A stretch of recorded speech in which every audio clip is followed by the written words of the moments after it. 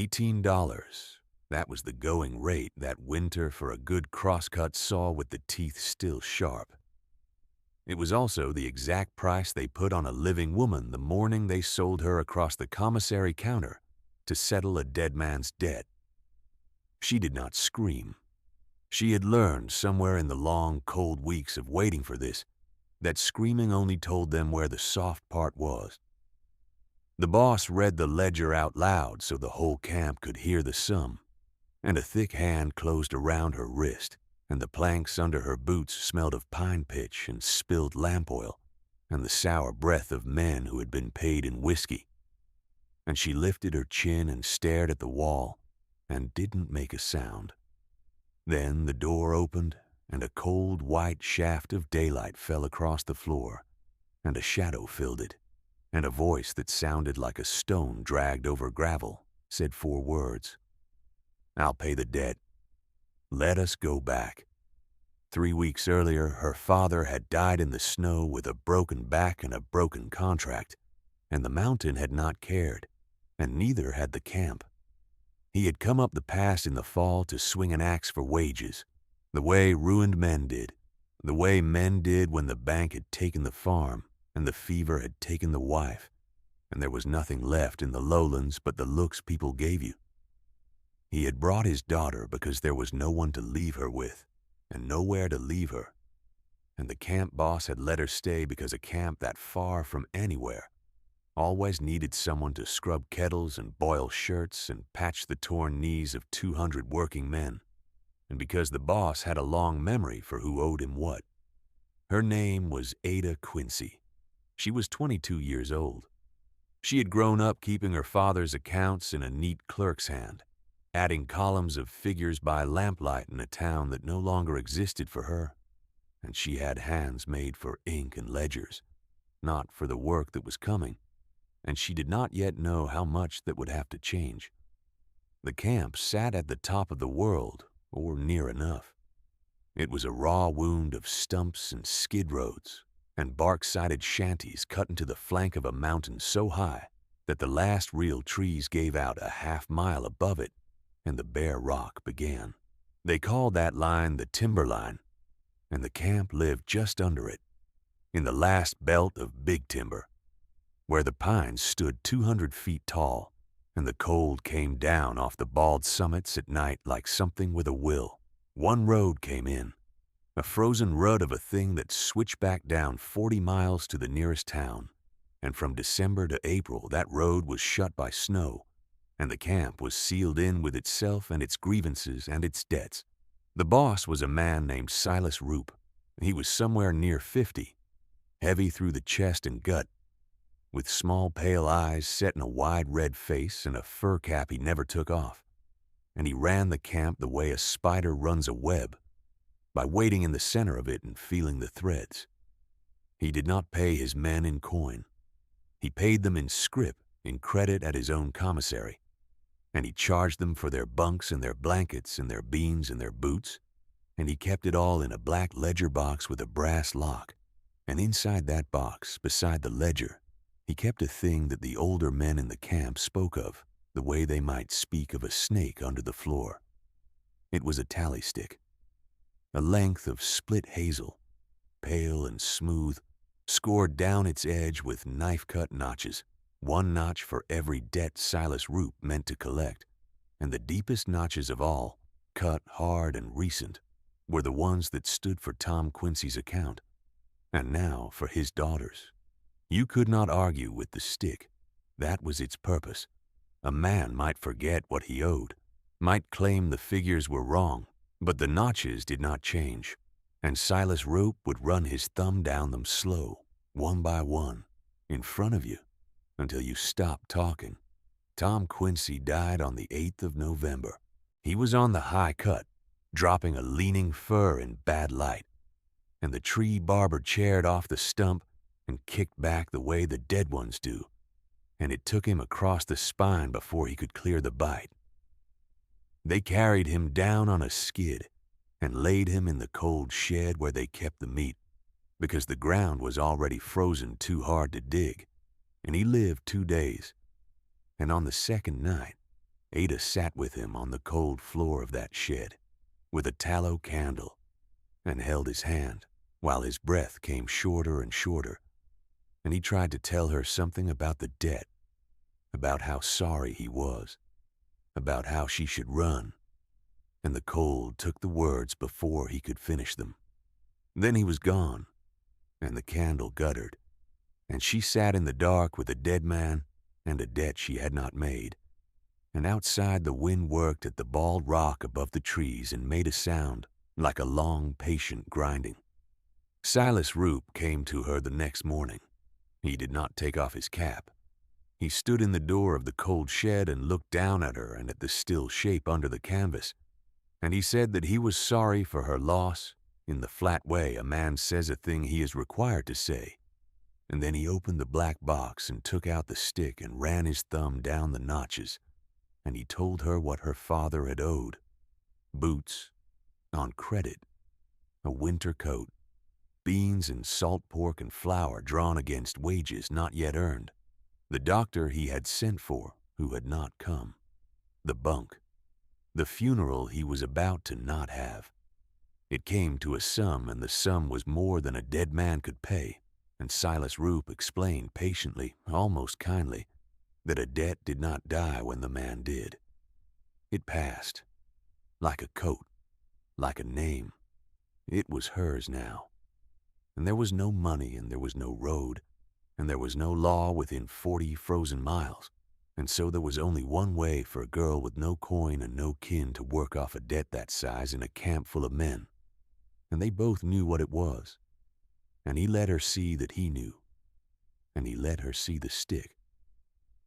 She would belong to the camp until the marks were paid. That was how he said it. She would belong to the camp. They had a word for her by the end of that first week, the way men always find a word for a thing they have decided not to see clearly. They called her the marker, as in a debt marker, a thing you hold until the account is square. It moved through the bunkhouses fast, that word, easy and ugly, and it stuck.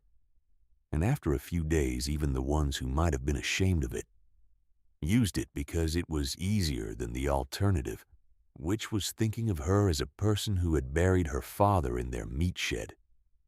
The marker. It followed her across the muddy yard when she carried slop to the hogs. It followed her into the cookhouse where she scoured the great iron kettles with sand and lye until her hands cracked and bled in the cold, and the cracks would not heal. The cook was a hard old man with no use for her and no cruelty in him either, which was its own small mercy. The others were not all so neutral. One of them was a foreman called Deke Bassett, a lean man with a wet mouth and pale lashes, who took to finding reasons to be wherever she was, who would stand a little too close in the dark of the storeroom and remind her softly of the size of the debt and the length of the winter, and who never quite touched her, not yet, because Silas Roop had not yet declared the account due. But the account would come due. That was the thing she lived inside of those first weeks. Not the cold, though the cold was always there, sliding under the cookhouse door in long white threads, settling into the bones of the camp at night. Not the work, though the work was breaking her clerk's hands one knuckle at a time. It was the waiting, the certain knowledge that there was a price, and that it had her name on it, and that the only question left was the day it would be called. She kept a sharpened iron spoon in her boot. She did not let herself sleep deeply. She watched the door. Now, the morning they sold her, it was not, in the end, a dramatic thing which was somehow worse. Silas Rope simply decided that scrubbing kettles did not pay down the marks fast enough, and that Deke Bassett had offered to take her keep against his own wages, and so, on a gray morning in early December, he had her brought to the commissary and stood her at the counter and read the ledger out loud, the whole sum of it, so the transaction would be witnessed and could not later be disputed. He set the stick on the counter where she could see it, He named the figure, $18 and some odd cents, the balance of what a dead man and his living daughter were judged to be worth, transferred now from the camp's books to Deke Bassett's. And Deke Bassett stood there with his wet mouth and his pale lashes and put his hand around her wrist, and the planks smelled of pitch and lamp oil. And Ada Quincy lifted her chin and stared at the wall and decided she would not give them the sound they wanted. And then the door opened. The cold came in first. Then the smell before the sight of him, the way the strongest things always come first through the nose, a smell of pine resin and wood smoke, and cold iron, and the clean animal musk of a man who lived out beyond the bunkhouses and did not sleep among other men. Then the light went out of the doorway because he filled it, a big man, a head taller than Deke Bassett, and half again as broad, and he stood there a moment letting the room get a good look, an axe hanging head down and easy from one gloved fist, snow melting on the shoulders of a red and black checked mackinaw. His face was a hard, weathered country, scarred down one cheek with a long pale seam that ran into a beard going gray at the edges, and his eyes were the flat gray of river ice. And they moved over the room once, slow and did not hurry, and landed on the stick on the counter. The men called him Briar Vane. He cut alone on the far slope and brought down more board feet by himself than most pairs did together. And he came into camp only to draw his pay and his supplies, and he spoke to almost no one. And the almost no one he spoke to said he had a place a mile up the creek where no one was welcome, and a pass nobody had ever managed to pry loose, and a way of going so still and so cold when crossed that men who had never seen him fight gave him room anyway. On instinct, the way you give a bear room. He had been at the back of the commissary the whole time, drawing flour, and no one had marked him because no one ever did until he wanted marking.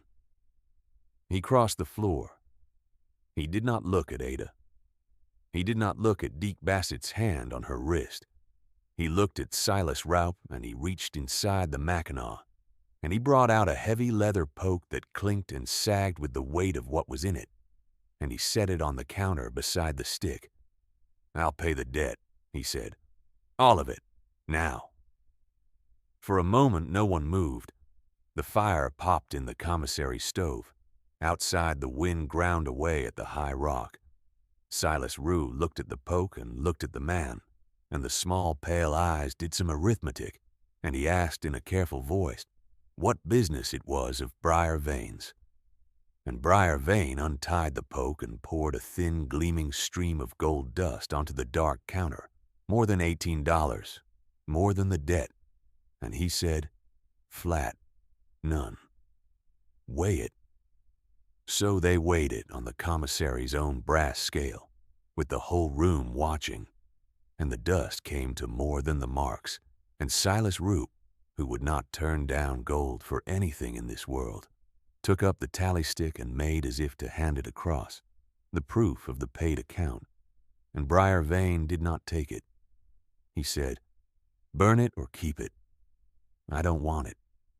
And he turned to go, and it was Deke Bassett, with his hand still half raised where her wrist had been, who said the thing that the whole room was thinking, which was, "So she's yours now." Briar Vane stopped in the doorway. The cold light was behind him and his face was in shadow, and you could not read it. He did not turn all the way around. He said, "No." And then, after a silence that went on, a beat too long, "She isn't anybody's." And he walked out into the snow and left her standing at the counter with a paid debt, and no idea on God's earth what had just been bought, or why, or by whom. And the only thing she was sure of, the only thing 22 hard years had taught her to be sure of, was that no man pays $18 in gold dust for nothing. There is always a price. She had simply not yet been told this one. She found out nothing that day.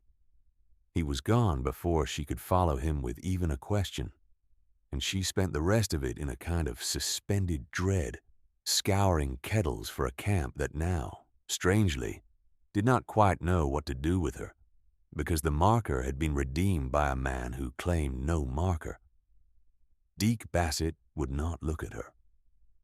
Silas Raup had her told through the cook that her debt to the camp was settled, and her keep was no longer the camp's concern, which meant, in plain terms, that she was free, and also that she was a girl with no coin, no kin, no skill the mountain valued, and no roof, 40 miles up a road that had just closed for the winter.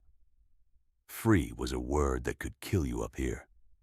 She slept that night in the cookhouse by the banked stove because the cook did not have it in him to turn her out into the dark, and she lay awake with the iron spoon in her fist and waited for the price to come and collect itself, because it always did. It did not come that night. In the gray of the next morning, a boy from the camp came and said the cutter wanted her and pointed up the creek and would not say more. And she understood that the cutter meant Briar Vein, and she felt the old cold certainty settle into her stomach. Here it was, then. She wrapped her shawl tight and put the spoon in her boot and followed the boy's directions up a creek path, packed hard with snow, under pines so tall and so close that the daylight came down green and dim, and the cold was a living thing that pressed on her chest. And after a mile, the trees opened on a small clearing and a cabin, low and tight and well built, smoke standing straight up from its chimney into the still air. He was outside, splitting wood, and he did not stop when she came into the clearing. He set around on the block and swung the maul and split it clean, and set up another, and the sound of it cracked across the snow, and she stood at the edge of the clearing with her hand near her boot, and waited for him to tell her what she owed. He did not look up.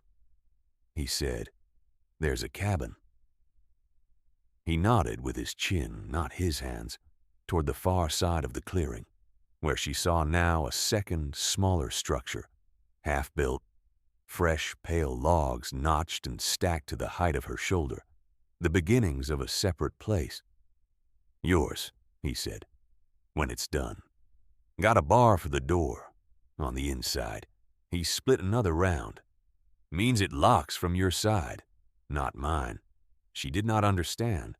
She said, carefully, the way you speak to a thing that might be dangerous, "What do you want?" It was not really a question. It was the question. The only one. He stopped then. He set the maul down and he looked at her for the first time, those flat gray eyes, and something moved behind them that she could not name, something old and tired, and he said, "Nothing." And when she only stared at him, waiting for the rest of it, the catch, the price, he seemed to understand that the word alone would never be enough for a girl who had been sold across a counter, and he said, slower, as if the words cost him, "I knew your father. He pulled a man off me on the high cut last month, a man I'd have killed and hanged for. Tom Quincy stepped in. Didn't have to. I owed him. He's dead, so I can't pay him. He picked the maul back up, so I paid you. That's the end of it. You don't owe me. You're not mine. You're not anybody's." He split the round. "Cabin'll be done in a week. Till then you sleep in the loft. I sleep out here. Door's got no bar yet, so I'll be by the woodpile if you need to know where I am." And that was the longest she would hear him speak for many days. And she stood in the snow with her hand near the spoon in her boot and felt the whole architecture of her life, which was built entirely out of the certainty that everything had a price, sway like a tree at the start of the cut and not yet fall. She did not believe him. Of course she did not believe him. Belief was a thing the world had taken from her, along with the farm and the mother and the father, and a few flat words from a scarred stranger in the snow were not going to give it back. She slept in the loft that first week with the spoon in her fist, and the ladder pulled up behind her, and she listened every night for his boot on the rung, and every night there was nothing but the pop of the fire he kept by the woodpile, and the long grinding of the wind on the rock above the trees. And in the morning there would be his tracks in the snow going out to the timber before light, and the stove already fed, and a pot of something hot left at the edge of it. He did not speak to her unless there was a thing that needed saying. He showed her where the water was, and how to keep the spring hole from freezing over with a plug of straw, and where the privy was, and which of the dogs would bite. He didn't look at her when she ate, which she came to understand was a courtesy, a way of letting her keep something, because a person who has been looked at like freight learns to flinch from eyes. On the fourth morning she came down the ladder and found a pair of mittens on the table, wool, new knit, too big, plainly his own spares, and beside them a tin of bear grease. And he said, not looking up from the harness he was mending, "Your hands. Grease the cracks at night, then the wool. Won't heal in the cold otherwise." That was all. He didn't call it kindness.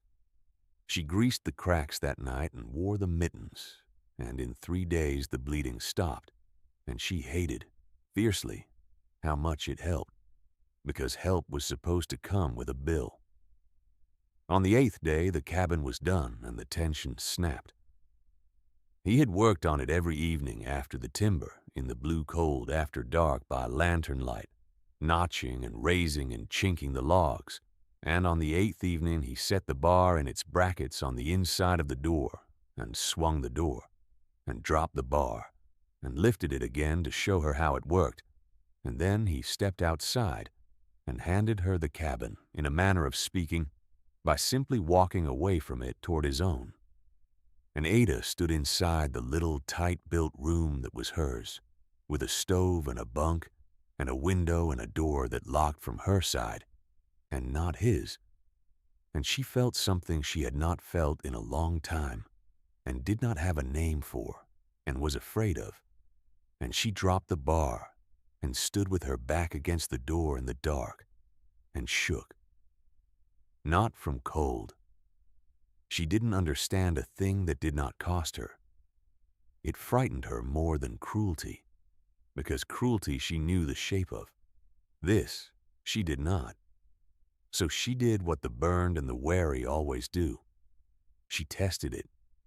She started small, and she started, the way the survivors always do, by trying to pay. She would not be owned, but neither could she stand to be in debt, and so she set out methodically to settle this new account before it could be called. She rose before he did, and fed the stove. She cooked, badly at first, then less badly. She mended his torn things with her neat clerk's hands, turned to a rougher work. She carried water, and every time he stopped her. Not with anger, but with a flat refusal that confused her more than any shout. When she tried to wash his shirts, he said, "Don't." When she pressed, he said, "You wash 200 men's shirts for a dead man's debt. You don't wash mine for nothing. It's not the same, and I won't have it the same." When she left his breakfast cooked and waiting as a kind of payment, he ate it, but he said evenly, "Stop trying to square it. There's nothing to square. You keep trying to pay me, and it tells me you still think you're for sale. You're not." That one landed somewhere deep, and she carried it for days like a splinter. She tested him harder. On a black night near the end of the 2nd week, she did the thing she had decided would prove it one way or the other, because she could not live inside the not knowing. She left her cabin door unbarred. She lay in the dark with the spoon in her fist, every nerve strung tight, and she waited to see whether the man who said nothing, the man who said "You're not for sale," would cross the clearing in the dark now that the only lock between them was open. The fire by his woodpile popped. The wind ground on the rock.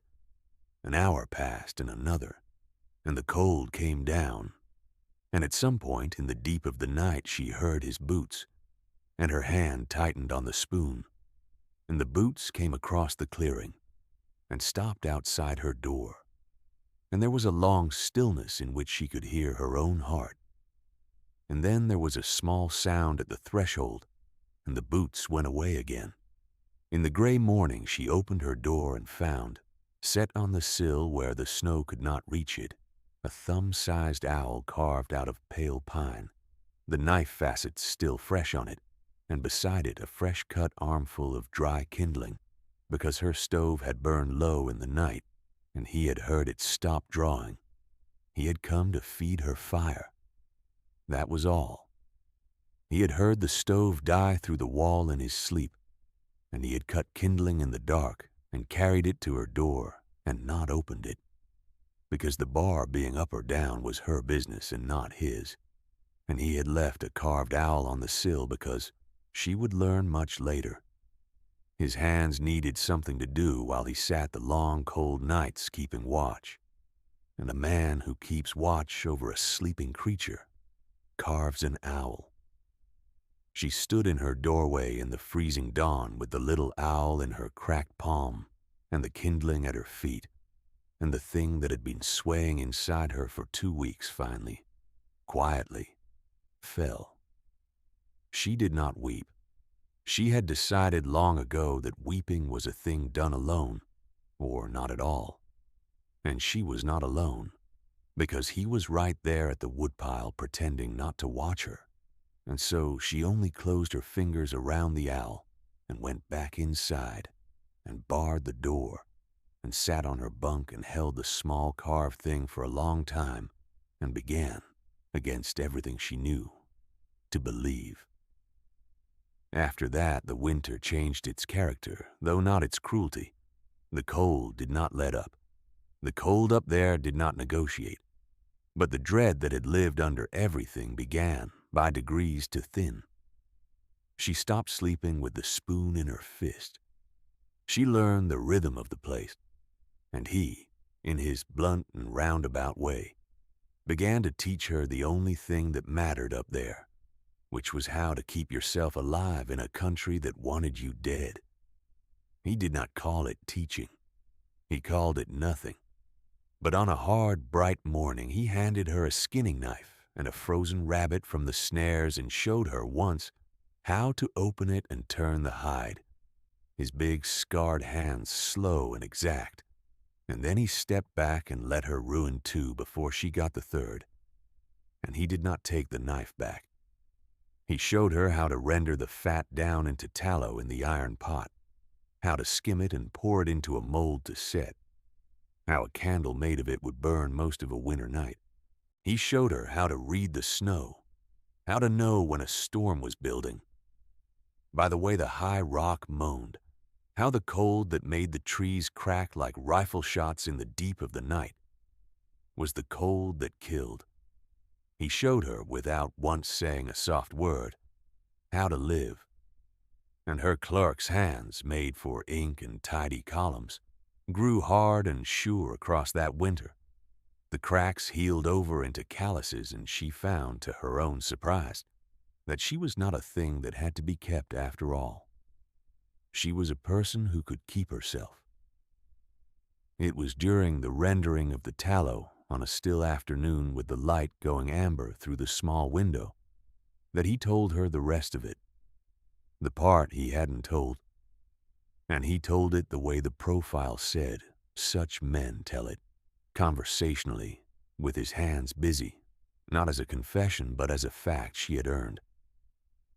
He said the scar on his face was from the war, a long time ago, a place down south she would not have heard of, where he had learned that he was very good at a particular kind of work, and that being good at it cost you a piece of yourself you did not get back. He said he had come up to the timber afterward because the trees did not ask anything of you, and did not scream when they fell, or not in a way that sounded like men. He said he'd had a wife, once, a long time back, before the timber, and a child coming, and that a hard winter and a doctor 40 miles off down a closed road had taken both of them in one night while he sat useless by a stove and listened, and that he had not let anyone close enough to be lost again, not in 12 years, and that this was working out fine for him until a dead man named Tom Quincy pulled a falling man off him on the high cut and made him remember he owed the living something. "I keep watch," he said, skimming the fat. "It's the one thing I'm good at that doesn't cost anybody. So I keep watch. That's all this is." And Ada, stirring the pot, understood that it was not all this was, and that he knew it too, and that neither of them was going to say so, because to say so would have made it into a thing with a price. And the whole point, the entire fragile point of what was being built in that clearing, was that it cost nothing, and was therefore, for the first time in either of their lives, freely given. Stillness can be the loudest thing in a room. They sat in it with the tallow setting, and let it be the loudest thing, and neither of them moved, and it was the closest either of them had come in years to peace. Weeks bled into one another after that, measured not by a calendar, which neither of them kept, but by the shrinking woodpile and the lengthening light. On the 14th morning, a storm came down off the bald summits the way he had taught her to read, the high rock moaning low before dawn, and it shut the clearing in for 3 days behind a wall of driving white. And they spent those days inside the close warm dark, doing the small endless work of staying alive, and she found she was not afraid of him in it, which was its own quiet astonishment. He taught her to set a snare line, and to read which runs the hairs used by the cut of their tracks in the fresh snow. And her first morning checking it alone, she came back with 2, frozen stiff, and laid them on the block without a word. And he looked at them and looked at her, and almost smiled. He taught her to fell a standing dead pine for stovewood, how to read the lean and cut the undercut first so the tree went where you wanted and not where it pleased. And the day she dropped her first one clean across the mark, he set down his axe and said only, "Good lay," which from him was a sonnet. She kept the books, too, because that was the one skill the lowlands had given her that the mountain could still use. She found the loose figuring in his supply tallies and squared his account against the commissary so the camp could never again say he owed a mark he didn't. And he watched her neat clerk's hand move down the columns by lamplight with an expression she could not read, as though she had shown him a thing he had not known a person could do. On the 20th evening, she realized she had not touched the iron spoon in her boot in a week, and could not remember where she had put it, and did not go looking. The fever came in February. It took the boy first. The camp kept a boy, an orphan of about 12 named Pip, who carried water and split kindling for his keep, and had attached himself to Ada in the wordless way of a stray, drifting up the creek path on his free afternoons to watch her work and to be, for an hour, somewhere that no one called him names. She had come to look for him without quite admitting it. And on a gray afternoon he came up the path wrong, weaving, his face flushed dark and his eyes too bright. And he got to the edge of the clearing and sat down in the snow as if his legs had simply quit. And Ada had him inside and onto her bunk before she had finished thinking. He was burning. Mountain fever, Briar called it when he came, laying the back of his scarred hand against the boy's cheek, the kind that filled the lungs with water and drowned you in your own bed if it ran its course. And the doctor was 40 miles down a road shut till April. And so there was no doctor. There was only what they had and what they knew. And what they knew, it turned out, was a great deal, because the mountain had taught them, and because Briar Vane had once sat useless by a stove while a fever took everything he had, and had sworn in some wordless place that he would never be useless again. They worked through the night and the day and the night after. Briar rigged a steam tent over the boy from a wool blanket and a frame of green sticks, and kept a kettle going with handfuls of dried eucalyptus he had traded for down the pass in the fall and saved against exactly this. And the bitter healing steam filled the little cabin. And Ada held the boy up through the coughing fits and got willow-bark tea down him a spoonful at a time. And they traded off the watch, so one of them always had a hand on him, and the cold pressed on the cabin walls and the wind ground on the rock, and inside there was steam and lamplight and two people who would not let a child die. On the third night, the fever broke. It broke near dawn, the way they do. The boy soaked through and suddenly cool and asleep, really asleep. His breath come loose and easy, and Ada felt his forehead and felt the heat gone out of it and put her face in her hands at last. And Briar, across the bunk, reached out and did the one thing she had never seen him do, which was to lay his big scarred hand over both of hers, just for a moment, just long enough. And he said low, "You did that, not me. You." And it was the first time in her life that a hard man had told her she was strong and meant it as a fact and not a flattery. And she would carry those 3 words longer than she carried anything else, because they were not a gift she had been given. They were a thing she had earned. The boy mended. He stayed in the clearing through the worst of his weakness, and Ada fed him broth, and Briar set him small tasks the moment he could stand, whittling and mending and tending the fire, because a recovering boy left idle goes sour. And Pip, who had never in his short, hard life been needed, grew straight and useful under it. And for a few weeks the clearing held 3 people instead of 2. And a kind of warmth lived in it that had no name and asked no price. Ada caught herself one evening watching the man and the boy work a snare line together in the blue dusk, the big scarred hands guiding the small chapped ones, and she thought, with a clarity that frightened her, that she had stopped counting the days until something went wrong. She had simply stopped, and that, she would think later, was exactly when it did. Because a debt erased is not a debt forgotten by the man who lost it. Silas Rope had not forgotten. All that long winter, sealed in with his ledger box and his grievances, he had turned the thing over, and what stuck in him was not the gold, though the gold had been good. What stuck in him was that a girl he had owned, a marker he had held, had been taken off his books by a man who walked into his commissary and made him look small in front of 200 men, and that the camp had watched it, and that some part of the web he ran by, feeling the threads had gone slack. He could not have that. A man who runs men by debt cannot afford to be the man whose debts get paid by somebody else and thrown back in his face.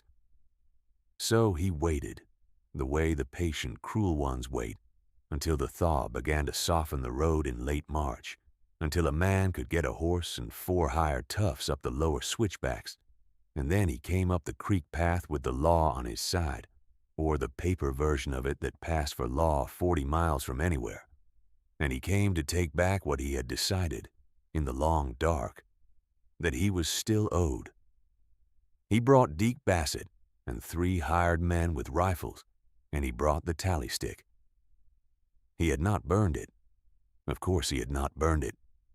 He had kept it all winter against exactly this, and he came into the clearing on a gray thawing afternoon with the snow going rotten underfoot and the eaves dripping, and he held the stick up where Ada could see the deep notches that stood for her father and for her, and he said in his flat, patient voice that there had been an irregularity, that a debt of that kind could not be paid off by a third party without the debtor's own consent, properly witnessed, which had not been obtained, and that he had taken advice on the matter, and that the girl's indenture to the camp therefore stood, and that he had come to collect his property and settle the books, and that any man who interfered would answer to the law when the road opened.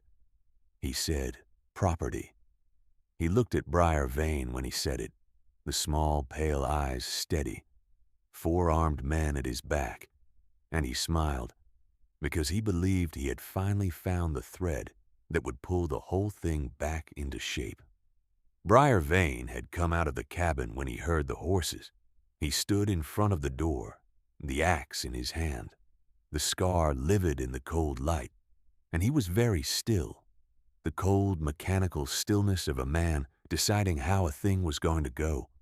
And Ada, in the doorway behind him, saw the 4 rifles and understood that he meant to stand there and take them all, and likely die doing it, because that was the one thing he was good at, that he believed didn't cost anybody but himself.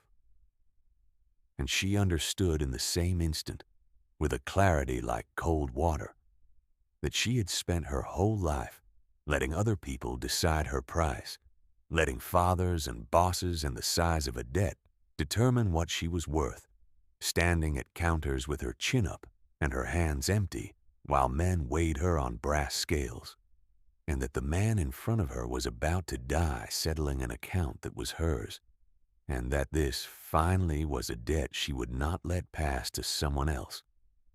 So the formerly powerless one picked up the decision, because it had always, in the end, been hers to pick up. She did not pick up a rifle. A rifle stood loaded in the cabin, and she could have. And in another kind of story, she would have stood at his shoulder and fired, and that would have been the end of it. But she had been a clerk's daughter before she was a marker, and she had kept her father's accounts in a neat hand, and she understood something about Silas Roop that 4 rifles did not, which was that a man who rules by debt is a man who has made a great many enemies who are all afraid of the same stick, and that fear is only a thread, and a thread can be cut. She stepped out from behind Briar Vane before he could stop her, out into the open clearing in front of the 4 rifles, and she did not raise her hands, and she did not lower her chin, and she looked past Silas Roop at the 3 hired men with the rifles, men from the camp, men whose own accounts she had seen, because she had scrubbed kettles in that cookhouse for weeks with her ears open, and she forgot nothing. She had never forgotten a figure in her life. And she said, clear and steady, so all of them could hear, "He keeps a stick for you too." She let that sit. She watched it land. Every one of you. I've seen the box. I kept books my whole life, and I've seen his, and I can read every notch on every stick in it. You think this ends with me? You haul me down that pass for him today, and you've shown him it works, and the next deep notch he runs his thumb down is yours, because there isn't one of you that isn't into him for boots and beans in a bunk, and he never, ever lets a mark go. She looked at the nearest hired man, a young one, and she named his figure, the exact sum, down to the odd cents, the way only someone who had truly seen the ledger could. And the rifle in his hands dropped an inch, and she named the next man's and the next, and the clearing went very quiet, except for the dripping of the eaves. He doesn't own debts, she said. He owns men. And the only reason it works is that you all agreed to be afraid of the same little stick at the same time. Stop agreeing. Silas Roop's red face had gone a darker red, and he started to speak, to call it lies, to order them on. But the thread was already cut. She could see it, the slack running through the 4 men behind him as each one did the same cold arithmetic she had handed them, and arrived at the same place, which was that they were not afraid of Briar Vane's axe, so much as they were suddenly, newly, afraid of the stick in their own boss's hand, and the long winters of debt it stood for, and that there was a way to be free of it, standing right in front of them, and her name was Ada Quincy, and she had just shown them how. One of the hired men lowered his rifle the rest of the way, then the second.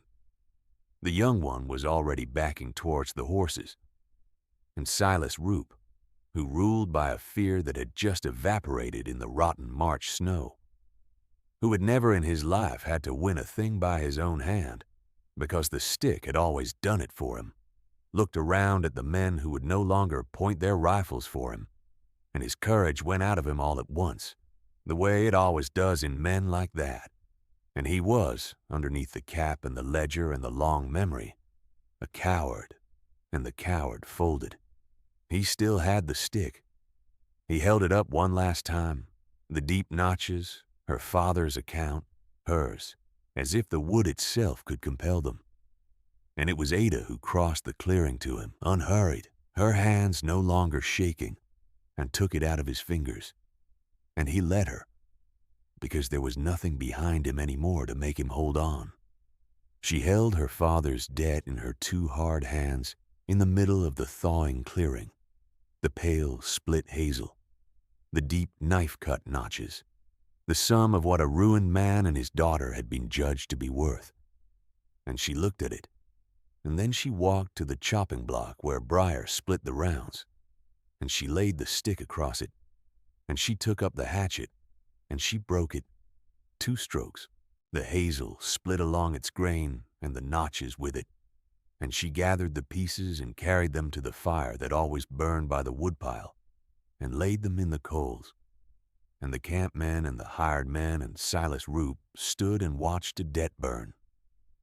And no one moved to stop her, because the thing that had given the stick its power was already gone, had gone the moment they stopped agreeing to be afraid. And when it had caught and the flames were taking it, she turned around and she looked at Silas Roop, and she did not gloat, because she had learned from a man who never gloated that a settled account does not need a speech. She only said, "We're square. Get off his land." And they went. Silas Roop turned his horse and went back down the rotten road, and the hired men went with him, and Deke Bassett went last and fastest, and the clearing was quiet again but for the dripping of the eaves and the snap of the burning stick. And Briar Vane stood by his cabin with the axe still in his hand, and looked at Ada Quincy across the melting snow with something in his flat gray eyes that she had never seen there, which was wonder. And he said, "Lo, I was going to stand here and die for you." And she said, "I know. That's why I didn't let you." And that was the end of the debt, but not, it turned out, the end of the story. Because the worst thing a free woman can do to a man who has spent 12 years making sure he can never lose anything again is to make him want her to stay. When the road opened in April, Briar Vane did the thing his whole hard life had built him to do, which was to give her a way out and ask for nothing. He weighed out gold, the same poke, more than enough. Enough for a stage south from the town at the bottom of the pass. Enough for a room and a fresh start and a clerk's job in a city where no one had ever called her a marker. And he set it on the table in her cabin, and he said, plainly the way he said everything, "Road's open. This is yours. There's a city down there where nobody knows your name, and you can be whatever you want and owe nobody. I'll drive you down myself. You don't have to decide anything for my sake. You never have to decide anything for any man's sake again." And he meant it, every word, because he had decided long ago that loving a thing meant being willing to lose it, and he was offering her the one currency he had left, which was her own freedom, with no claim on it and no price. And Ada Quincy looked at the gold on the table, the same gold that had once been weighed against her on a brass scale, and she understood that he was not testing her and not bluffing, that the door was truly open and the road truly clear, and that for the first time in her life she could simply walk through it and owe no one anything. And she picked up the poke, and she carried it across the cabin, and she knelt, and she pried up the loose floorboard by the stove where she kept the carved pine owl, and she put the gold down into the dark under the floor, all of it, and she set the board back over it, and she stood up and brushed the dirt from her knees and looked at him. "I'm keeping the road open," she said. "Not the gold, the choice. I'll bury it there so I always know I could go." She picked the little owl up off the windowsill and closed it in her hard hand. And every morning I don't go, that's mine. Freely. Not a debt. Not a payment. Mine to give. She crossed the room and stood in front of the scarred man who had paid for her and asked for nothing, and she put the carved owl into his big, rough palm and folded his fingers over it, the way he had once folded her fingers over a settled account, and she said, "You kept watch over me all winter. I'm staying to keep watch over you. That's the trade, the only one I'll ever make." And Briar Vane, who had not let anyone close enough to be lost in 12 years, looked down at the small carved owl in his scarred hand, the thing he had made on the long cold nights to give his hand something to do while he guarded a sleeping stranger he had paid for and could not keep. And his jaw worked, and he did not say anything for a long moment, because the truest things in his life had always been said with his hands and not his mouth. And then he closed his fingers around the owl, and he closed his other arm around her, slow, the way a man does a thing he is afraid will break. And he held her in the doorway of the cabin he had built her, with the spring melt dripping from the eaves in the high country letting go of its long cold at last. And neither of them said the word for it, because the word would have made it into a thing with a price. And the whole point, the entire hard-won point of the two of them, was that it cost nothing and was therefore freely finally theirs. And if you had walked up that creek path in the years after, you would have found a clearing with 2 cabins, and then, in time, only one, and a woman with hard, sure hands who kept the books for a small free outfit of men who worked their own timber and owed no boss a single notch, and a scarred, quiet man who still cut alone but came home before dark now, and a half-grown boy named Pip, who had a name and a place, and was needed and on the sill of the window in the sun, a thumb-sized owl carved out of pale pine, worn smooth now by a hand that picked it up most mornings and set it down again, the way you do with a thing that reminds you what you chose. The gold stayed under the floor. She never spent it and never needed to. And it was not a savings and not a fear. It was a door she had decided every single morning not to walk through, which is the only kind of staying that means anything. They never married in the end, or not in any church, because there was no church within 40 miles, and neither of them had any use for a paper that turned a free thing back into a contract.